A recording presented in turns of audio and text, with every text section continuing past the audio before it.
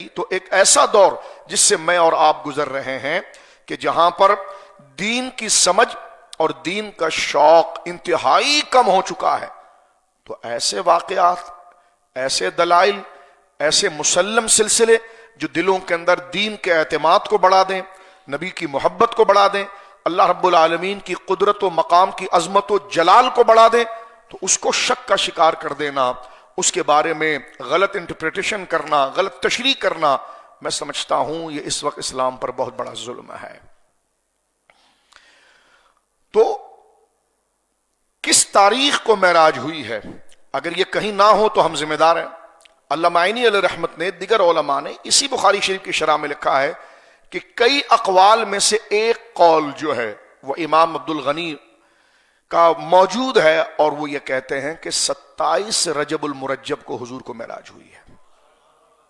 لیکن میں ٹھنڈے دل سے آپ سے کہنا چاہ رہا ہوں کہ آج جو میں آپ سے معراج النبی پر گفتگو کر رہا ہوں، آج 27 رجب نہیں ہے، 27 رجب آنے والی ہے۔ تو اس سے بھی آپ اندازہ لگائیے کہ تاریخ میں الجھنے کی بجائے حضور کے ذکر سے عرفان لینے کی کوشش کرنی چاہیے کہ 27 کو ہوئی، 28 او بھائی ہوئی تو ہے نا، ہاں ہم نے کہا جب بھی کر لیں آپ۔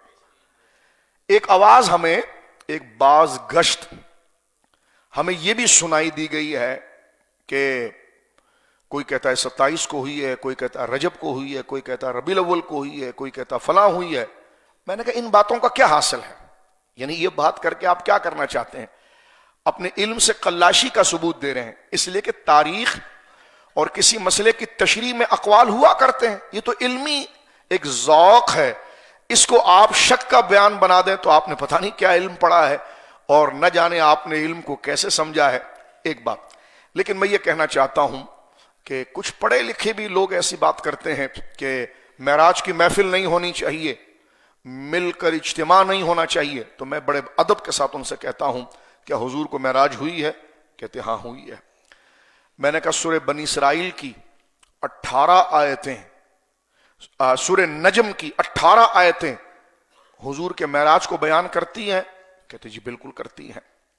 میں نے کہا مجھے یہ بتائیے کہ اس کے ساتھ سورہ بنی اسرائیل کی پہلی آیت جو ہے بڑی مشہور، سبحان الذی اسری بعبدہ لیلا من المسجد الحرام الی المسجد الاقصی، کیا وہ معراج النبی صلی اللہ علیہ وسلم کو بیان کرتی ہیں؟ کہنے کہ جی۔ میں نے کہا جی دو ہو گئے، ایک تو 18 آیتیں سورہ نجم کی ہو گئی ہیں، ایک آیت جو ہے وہ سورہ بنی اسرائیل کی ہو گئی ہے۔ کہ جی کرتی ہے۔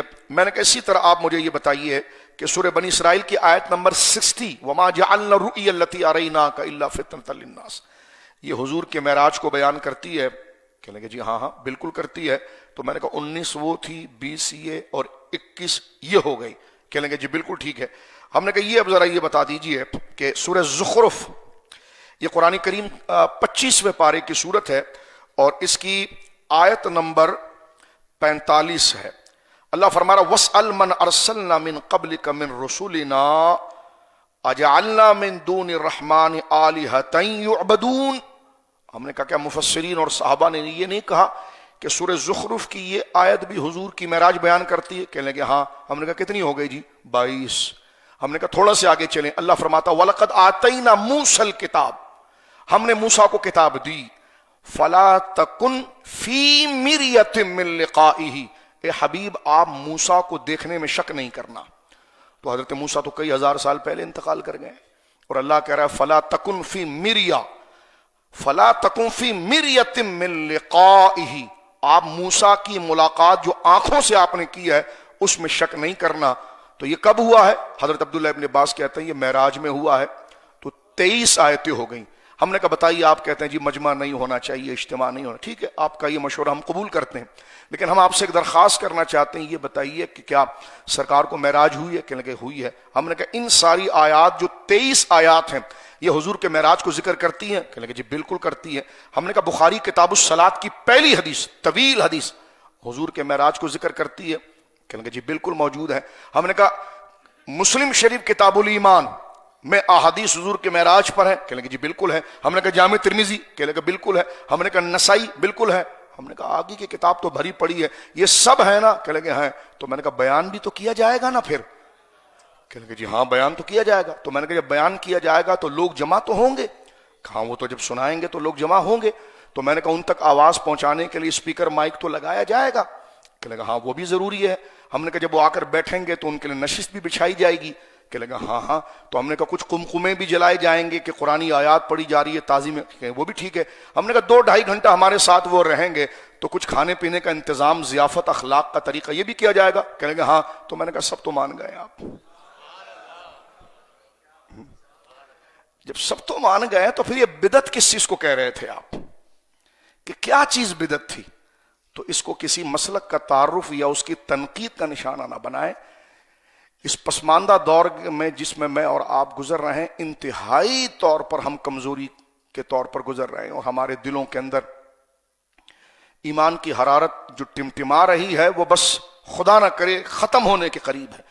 اور یہ حقیقتیں جو جس طرح سفر معراج ہیں، انبیاء کے واقعات ہیں، صحابہ کے ایام ہیں، عظمت قرآن کا ذکر ہے، یہ ہمارے اندر اسلام کا اعتماد، دین کا اعتماد، رب العالمین کی توحید اور وحدانیت کے کرم و عظمت کو بیان کرتا ہے. تو لہٰذا ایسے موضوع کو حنف تنقید بنانا اور خاص اسی کو ٹارگٹ کرنا، تو یہ کون سی اسلام کی خدمت ہے؟ اور اپنے کسی لیڈر کی شان کے لیے پتہ نہیں ہوا کہ نہیں ہوا، ہزاروں کرامتیں ان کی قربانیاں جمع کر کے اپنے فالوورز کو ان کے لیے موٹیویٹ کرنا، اور خدا نے جس کی اطاعت کے لیے ہمیں پیدا کیا ہے اس کی عظمت سے جان چرانا، میں سمجھتا ہوں یہ سنجیدگی کا سودا نہیں ہے. اس کا جواب قبر اور حشر